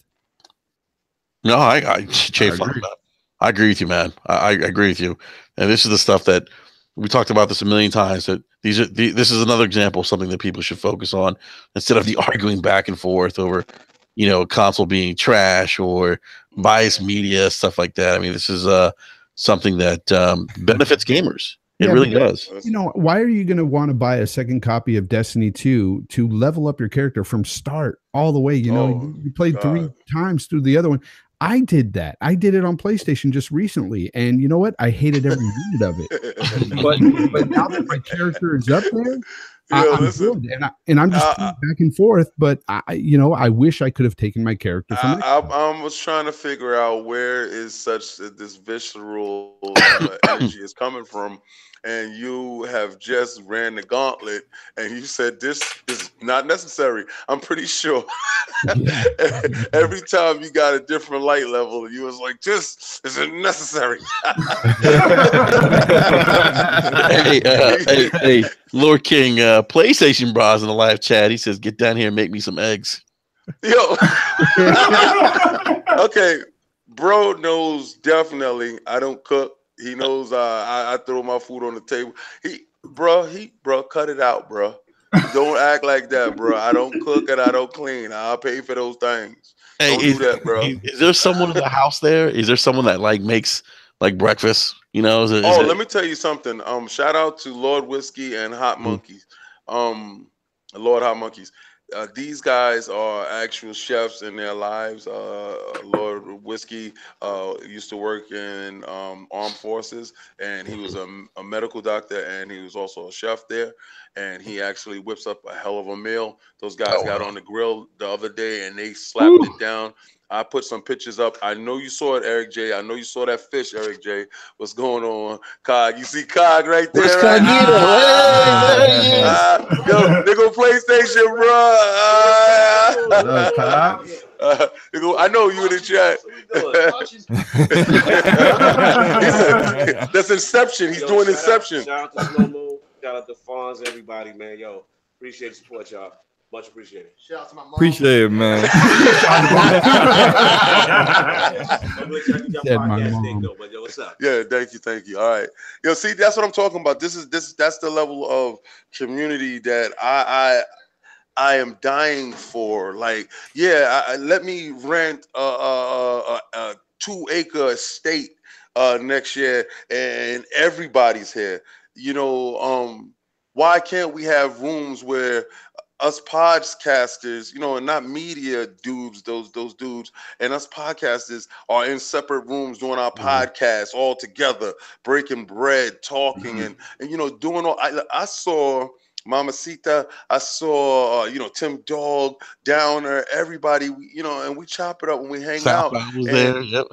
yeah, I told you, I saw Southie. I threw that picture up for you, Brap, and I'm like, we have the same things, right? So there's nothing that really separates us except for communication.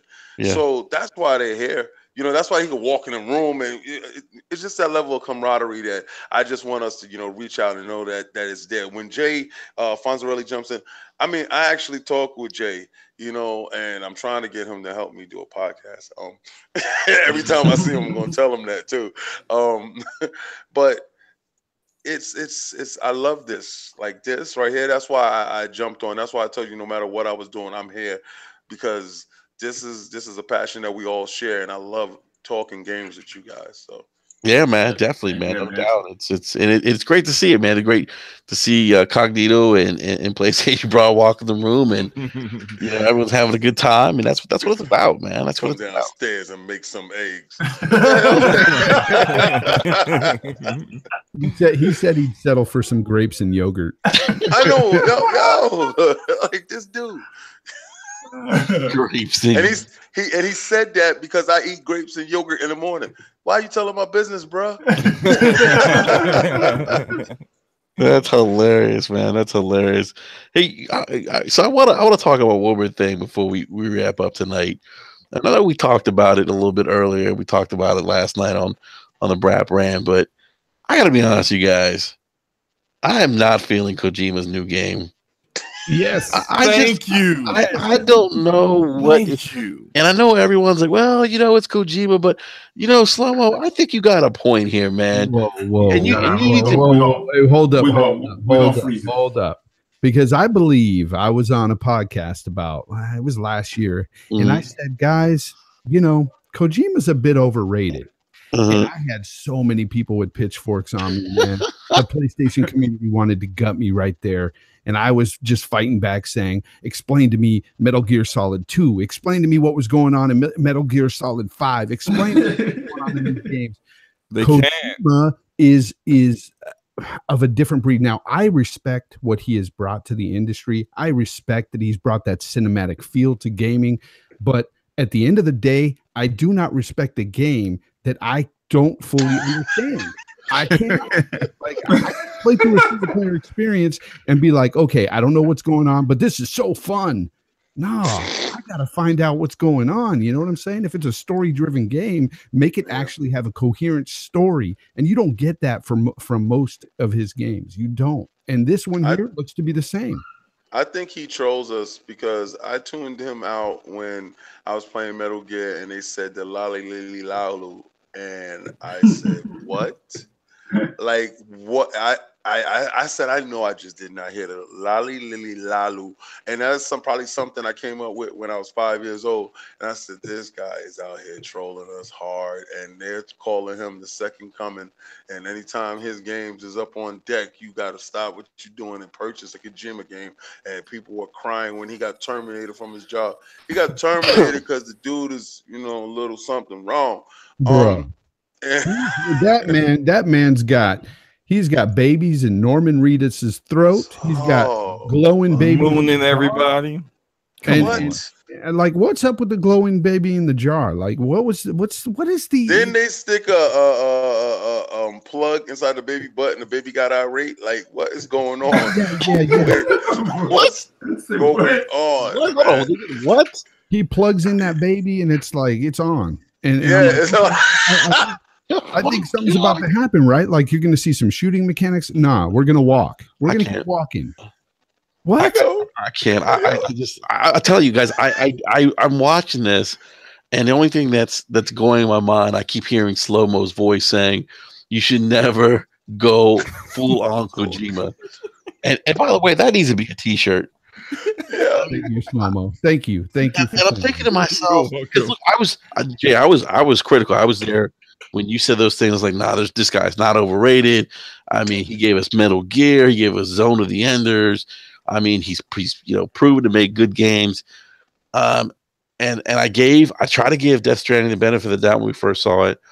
But this trailer, man, I'm thinking to myself, what is going on with? I swear the lady at the end ate a mini baby or something.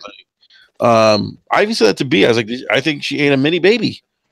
No, it was like a baby, a fetus Tic Tac. It was one of the insects. Was that what it was? Did you watch the video that I posted in the DM? Or I watched some of it. I didn't watch the entire thing. So wait a minute. They got glowing babies in jars, and you're eating insects. What is going on in this game? Like, what is it? Nobody's ever going to know, and don't buy it until you make him explain it. Nobody's ever going to know. And even when this game comes out, nobody's ever going to know what it really means. And it's a metaphor for life. That's what they're going to. Some people are going to herald this game. They're going to put it up on a pedestal, and they're going to say it's the greatest game ever, and it's going to be terrible.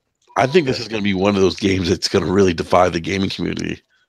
You're going to have people that absolutely love it and think it's a brilliant work of art, and then you're going to have other people that are going to be like, "What the fuck is this?" No, Top Dog. If a game I don't completely understand or nobody completely understands, it comes out and it's a story-driven game, I'm not into it. No thank you. You know what? Top Dog would not be defending this game if it wasn't, one, made by Kojima, and two, wasn't a PlayStation exclusive. So you just stop, dude. Just stop. Man, I don't care what none of y'all say. I'm here for Kojima's fuckery. I'm seeing it all the way through the end. No trailers. I don't give a damn when it comes out. Buying it.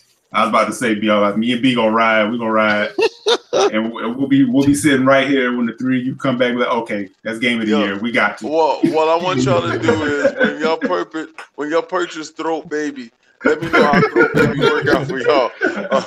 Because I'm not purchasing Throat Baby day one. Y'all gonna have to put that in the chat and let me know that Throat Baby is safe to touch. I don't know, man. Lord King, do you think this? Let me ask you something. Do you think that? What was your impression as you're watching this game? When I seen Throw Baby, first, nobody's talking about how the graphics don't look like the first trailers. Nobody's talking about that. Everybody's talking about, it looks great, but nobody's telling you the real truth, and it did not look like how they said. You got invisible enemies. You're delivering packages with dead people and babies. But I heard that it has a time travel mechanic in the game that is revolutionary that nobody's ever done. And this man has brought a level of cinematography to video games that he is beyond reproach. So, in that same sentence, I have to go with Kojima on his retardedness, if that's a word that we can use anymore, because politically correct people. But I'm gonna sit back and let B Money go in there and try out Throat Baby and let me know, how Throw Baby's doing. Hey, I don't know. I don't remember who said this yesterday, but when we were doing the RDX podcast, somebody in the chat said this was Death Stranding. It was going to be called Death Stranding Package Royale. And I was just like, man, Wow, you aren't right, bro. You're just going to be delivering packages, walking everywhere, and just trying to avoid these monsters.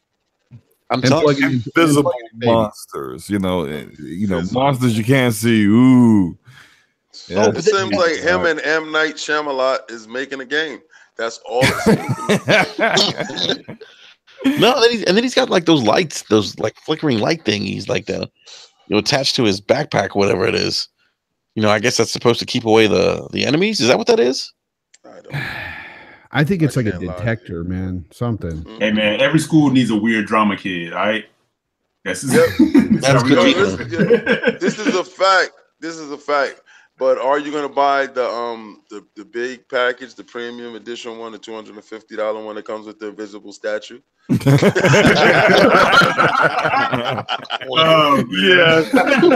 statue. Look, it's actually there. There really is a statue there. It's in the box, us, please. Yeah. How do you explain like the floating fetus? Like all you're gonna have is a plastic base with the imprint of the little foot. But isn't it like, can he come back to life? Like I thought, like she said something to him, like if you go out there, huh? That's why they said like if you die, you can come back, but everything around you won't be here. Yeah, everything else will like die or something. Yeah. Probably when you eat the babies, they're born again in your belly, and then you are born again through the babies, and when you come out as a baby. Hey, do me a favor. When you see Sam, sit around the pool and let Sam break down what he thinks Death Stranding is. Sam actually has a good. Yeah. Listen, Sam is a little off. All right, so Sam might get all of it, and he might tell you something that makes sense to Sam. It ain't making sense to me. I'm seeing Throw Baby on the screen. I don't care what Sam got to say. He delivering packages with dead people and babies, and this lady's eating insects. The most intriguing part about that is he got us, and if he's trolling us and he's getting us good, because he has us looking forward to see if he's gonna stuff another baby in his mouth. That's what's next. If you could put two babies at one time in your mouth. What if everything they've showed thus far isn't even in the damn game, and this is all just right? Hey, don't put it past Kojima, man. Yeah, you know what? Don't put it past them. He's like, and turns out Death Stranding is like a Metal Gear Solid clone. Whoops, wow. Gotcha. Hey, all this stuff. Hey, B, what'd you say? Like Kojima always does like the crossover. He does. Show you one thing, and then the game was something completely different. Real quick, big shout out to live chat. Nelson Coney says the baby is Sam. Galgo 13, by the way, I love the name. He says, so what? People think Woody Allen movies are works of art. I can still hold the opinion he's a weirdo. That's true. He is indeed a weirdo. Yeah, Woody Allen's an interesting person in real life. And a pedo. Yeah, I was about to say that. Wow. Hey. You know what? Time out. If you're gonna call out certain people, you got to call out those other people too. So you're right. Yes, sir. You are right. Oh my goodness. Well, I just, Father, I just, I think I'm with you now, man. I don't want to say he's overrated. I just think that he's overrated. On drugs or I'll something. say I just can't. He is overrated. He is.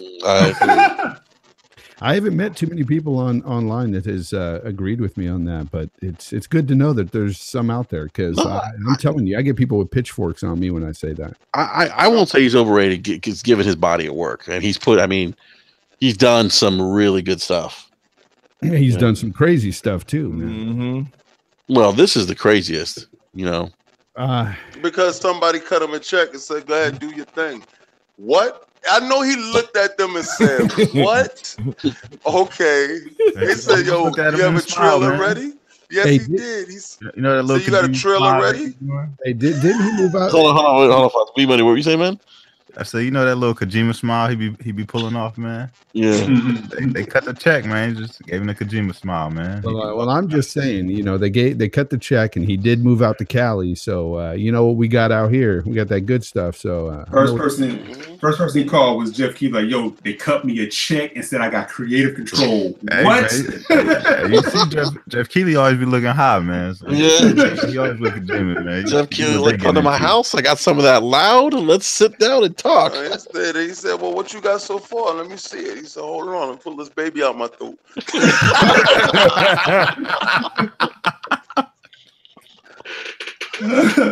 Oh my goodness!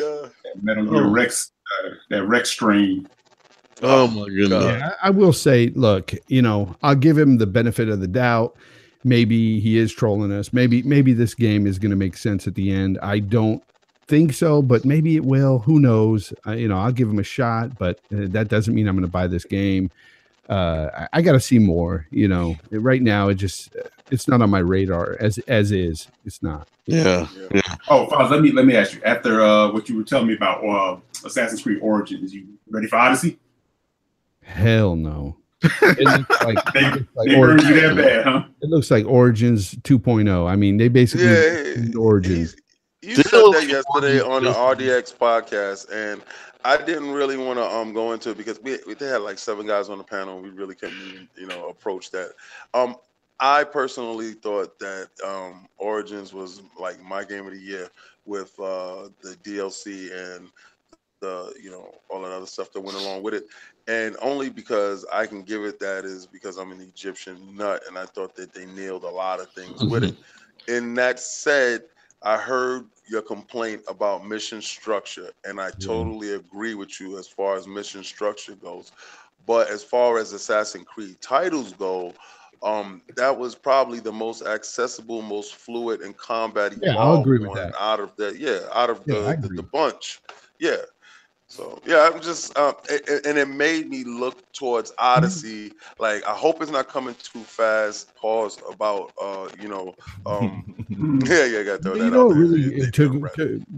What put me off about Origins was the fact that they really put a grind element in there, a big time grind that made you do these missions over and over that were ridiculous, and they also made you farm for stuff that was just ridiculous, and then they put it in their microtransactions. You can buy stuff so you don't have to go farm for this stuff, or you can buy ability points.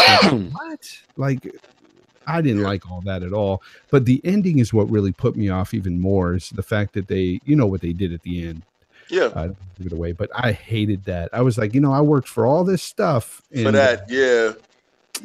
I mean, I was pissed off with it too.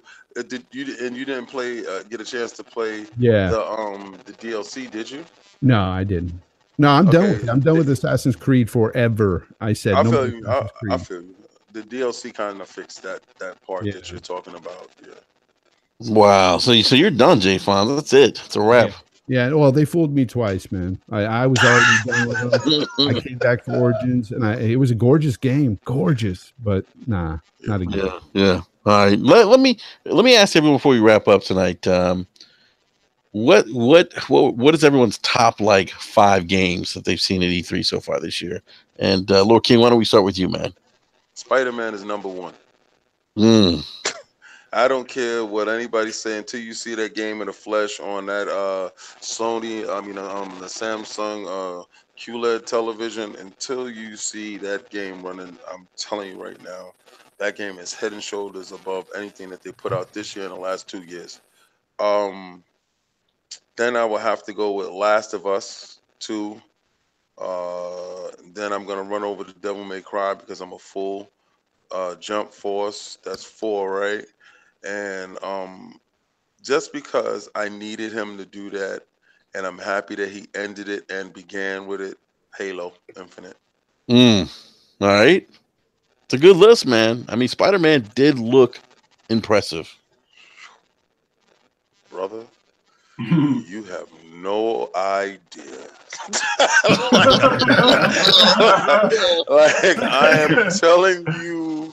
I am telling you. Is this the shared sentiment of the Iron Lords? Anybody who's played it, yeah. Anybody that's been in that hall, yeah, yes. Mhm. Wow. Yeah. Wow. So they have another banger then. Another banger. That one knocks the other banger out the park. That one knocks. I'm telling you. See, God of War, it was segmented in like little rooms. Like you go to this little room and it's blocked off. You can't see over there. Mm. Spider-Man's open world, where it looks like you can go all the way to Brooklyn and you can see there, and it is, watch, you're gonna feel satisfied. You ever had a really good meal and you just sat back and just looked around? It's like, Yeah. you're gonna do that. You're gonna do.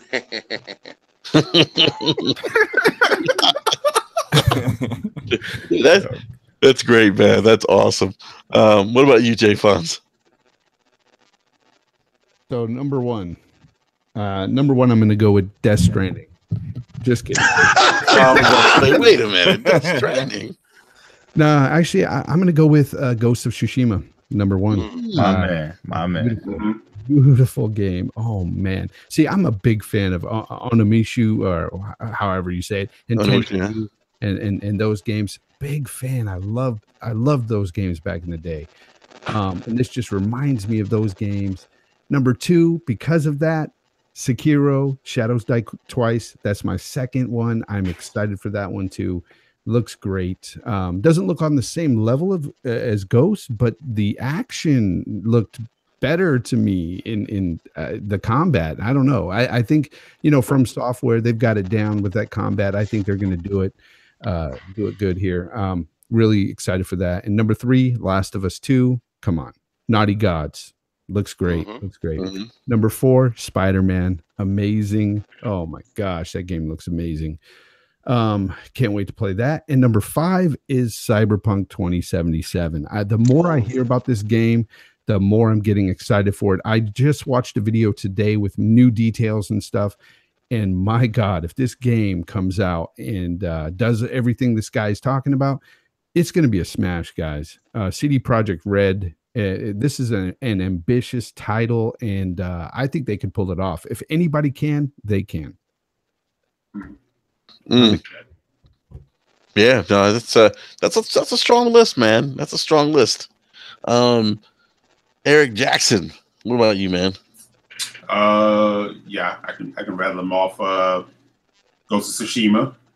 Number one. Number two, Spider-Man for sure. Number three, The Last of Us 2. Number four, Ori and the Will of the Wisp. And number five, Cyberpunk. Ori is my honorable mention. That is right. That's like my sixth one. Ori looks beautiful, by the way. Yeah. But yeah, honorable mention would definitely be Shadows Die Twice. And yeah. Nice. All right. Slow-mo.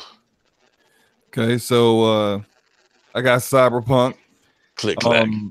I wasn't going to choose Cyberpunk before, but then I like Fonz, I actually watched the video of some other guys that were able to go behind the scenes and play it for an hour, and just everything they were saying. They said what you saw on Microsoft stage is how it looks. It's awesome. They played it. They loved it. I'm like, and I trust those guys because they normally keep it real with when they do reviews of games. So yeah, Cyberpunk is one of those. Spider-Man, because it looks amazing. And the whole entire time I was watching it, my mouth was just open.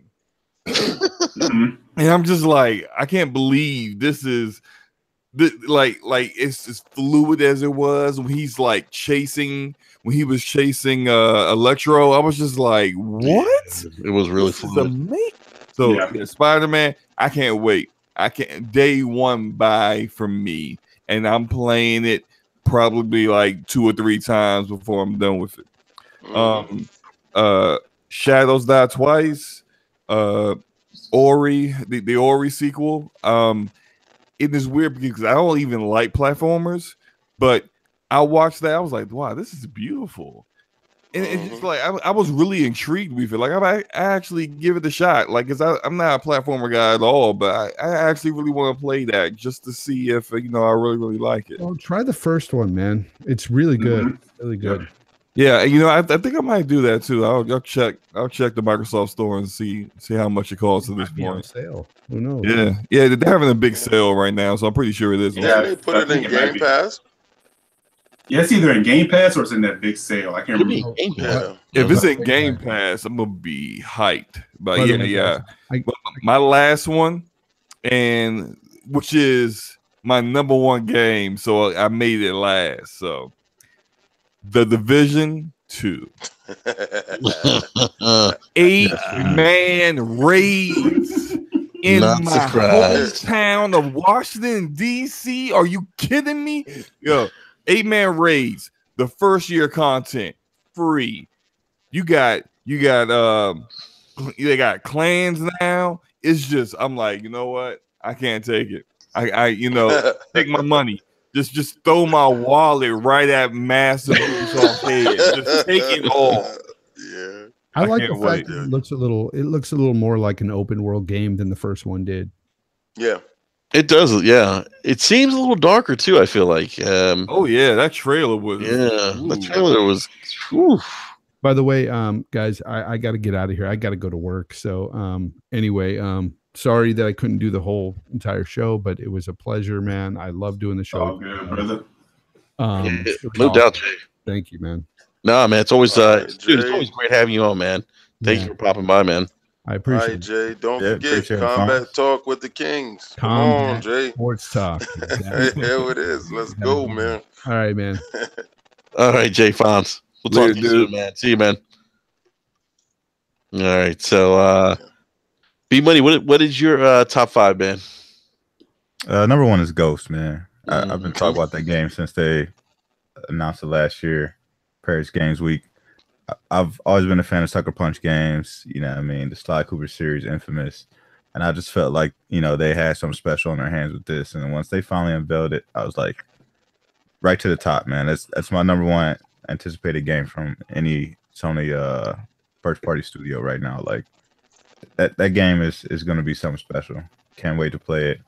Number 2, Cyberpunk. Been hyped for that game since 2012, since Mike Pondsmith first started talking about the game, and they first started showing the trailers before they even put any of the CGI stuff up. Like just the stuff that he talked about, from the books. You know what I mean? Like I was super hyped, and then to have them unveil it at the end of Microsoft show was just like the cherry on top, man. Like I've been waiting for them to finally come out and say it, because they keep saying like, oh, the game will be out when it's ready, when it's ready, when it's ready. I'm just glad they're finally talking about it. That means that in the next year or two, we should be seeing it on store shelves. So super excited for that. Number 3 is Spider-Man. Big Spider-Man fan. Insomniac's doing it. Been a fan of them for forever as well. You know what I mean? Ratchet and Clank, we go way back. So Sunset Overdrive was an amazing game, and it was only right that, they put their hands on that. Number 4 is The Last of Us 2. You know what I mean? That speaks for itself. Mm-hmm. And number 5 has got to be Gears 5. You know what I mean? Like they came right back, and they're cleaning up. You know what I mean? That the little mishap that they did with Gears 4, taking the game in a totally different direction. They're taking risks. You know what I mean? I'm really liking what Coalition showed off with that game. So I'm super hyped, man. As a big Gears fan, this is something that I was definitely hyped for. So Gears 5. No doubt, man. No doubt. For me, my number 1 is going to be The Last of Us 2. Number 2 is going to be Spider-Man. 3 is going to be Ghost of Tsushima. 4 is going to be Gears of War 5. And number 5 for me is going to be Cyberpunk. Yeah. So, but look, there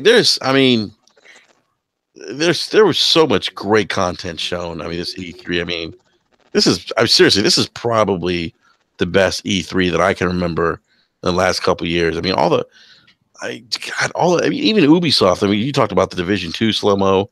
They showed the new Assassin's Creed. They showed Skull and Bones, which I thought looked pretty cool. There's more content in Skull and Bones trailer than all of Sea of Thieves. What I would say is wait until that game is playable for you to make your determination, sure. And I would tell you that I also played that new Sea of Thieves stuff. So how's the new Sea of Thieves content? It's more than what we was playing before, Brad. I can tell you that. I mean, Brad and I had a great time when we was doing it, and we were actually doing nothing but the slave dance. So, oh my God, I remember that. yo, listen, I swear he can attest to this. We did nothing but change clothes, do a slave dance. We probably got on one island.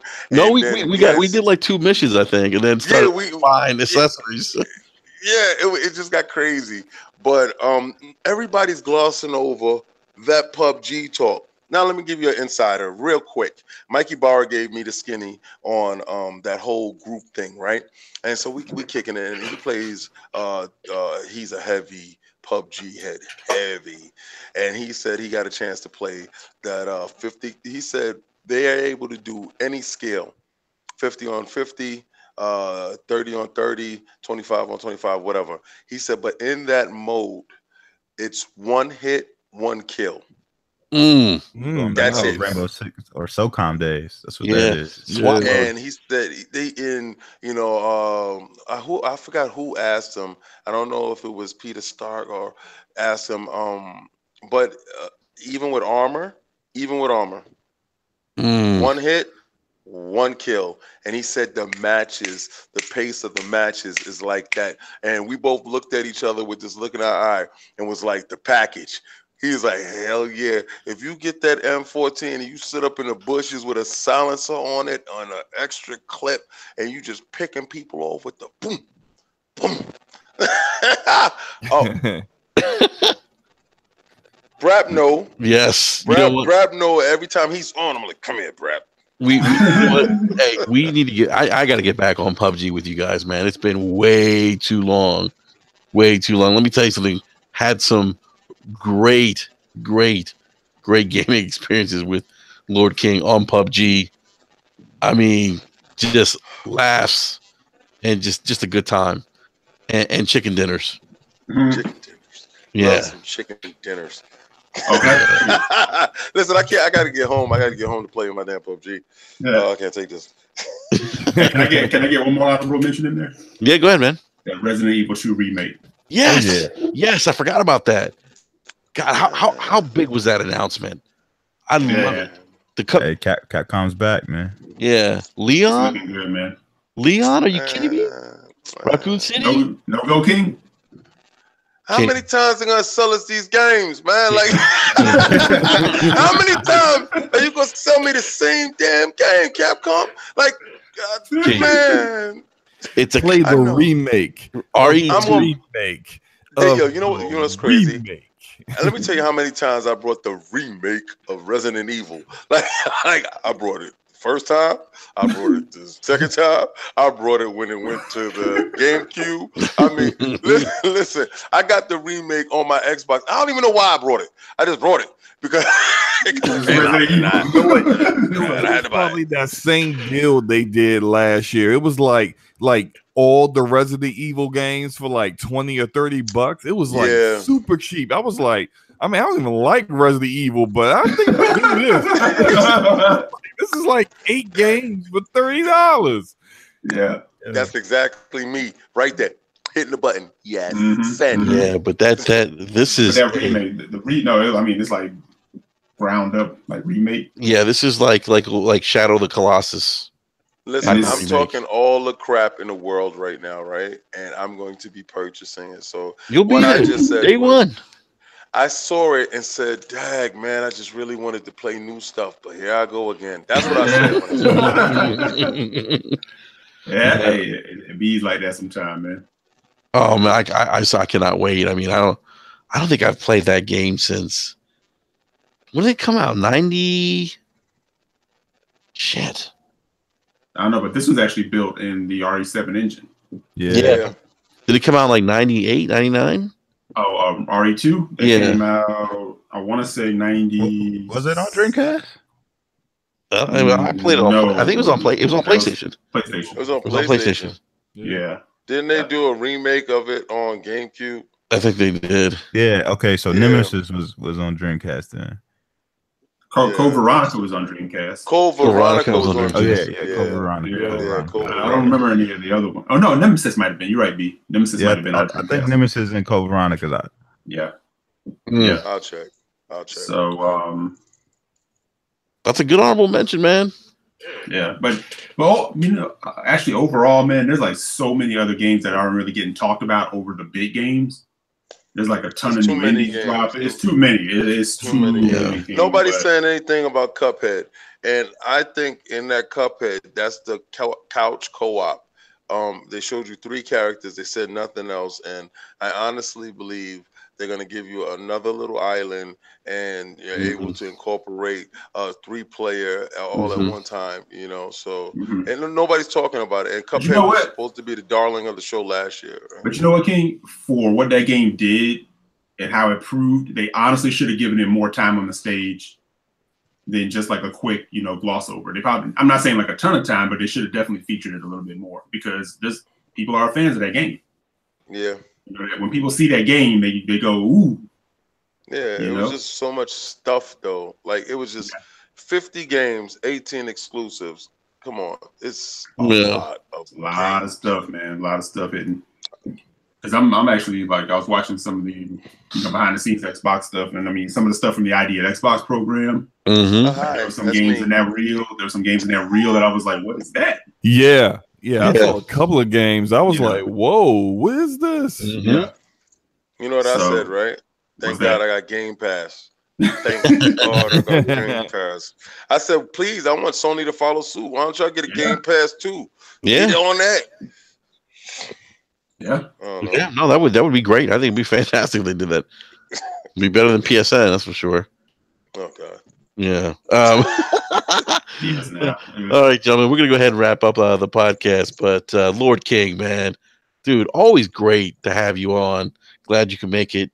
And from E3, you're live. You're there right now. So thank you for joining us, man. Always a pleasure. Live in the compound. Yo, listen, let me show y'all my room real quick. I'm just gonna be a little beast real quick. I'm gonna switch this around.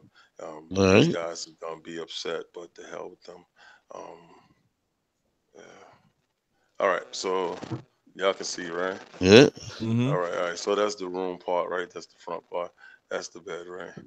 This is my balcony out here. Yeah, I'm driving the Mustang. That's the new Mustang that I got. All right, so come this way. Yeah, my bed is a mess. Anyway, king size.